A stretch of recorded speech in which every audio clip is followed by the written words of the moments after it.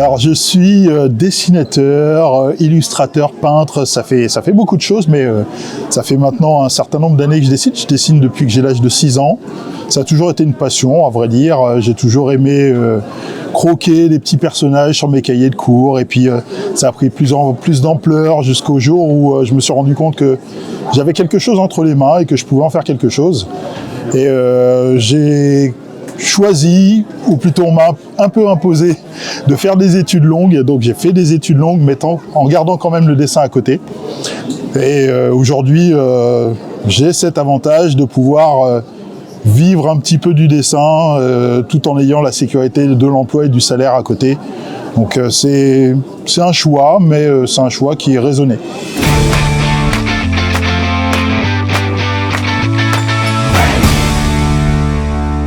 Alors j'ai fait de la bande dessinée pendant pas mal d'années, j'ai arrêté il y a à peu près une dizaine d'années et je pense pas y revenir, même si on ne peut pas dire Fontaine, je ne boirai pas de tonneau, mais ça sera peut-être un peu compliqué. Aujourd'hui, ce que je fais, c'est essentiellement de la peinture, c'est-à-dire que je réalise des toiles et je vends mes toiles aujourd'hui, essentiellement.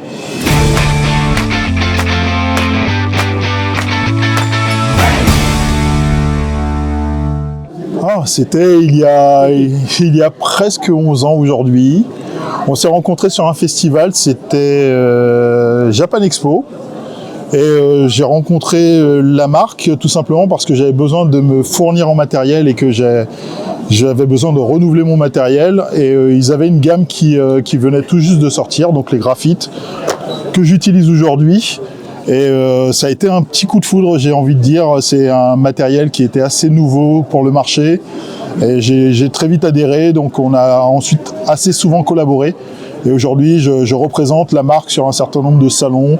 Je propose des ateliers de découverte des produits, je forme les gens également.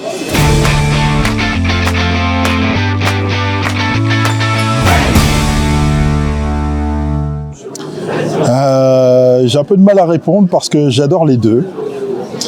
J'ai commencé sur du papier avec un crayon et j'y trouve encore mon compte aujourd'hui. Mais j'ai découvert tous les avantages du digital et je dois avouer que je me sens plus libre avec le digital. Et j'arrive aussi à réaliser des choses qui sont d'une autre envergure. Donc aujourd'hui, j'ai un petit penchant pour le digital. Je me sens très à l'aise avec. Mais de temps en temps, j'aime bien revenir au crayon parce que ce sont les bases, tout simplement.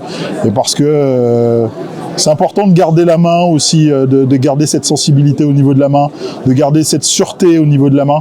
Parce que sans ça, en fait, on ne dessine pas, très clairement.